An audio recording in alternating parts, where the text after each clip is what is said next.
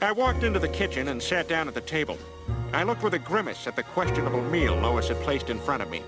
Of course, I'd never tell her how disgusted I was with her cooking, but somehow I think she knew. Lois had always been full of energy and life, but lately I had begun to grow more aware of her aging. The bright, exuberant eyes that I had fallen in love with were now beginning to grow dull and listless with the long fatigue of a weary life. I awoke several hours later in a daze.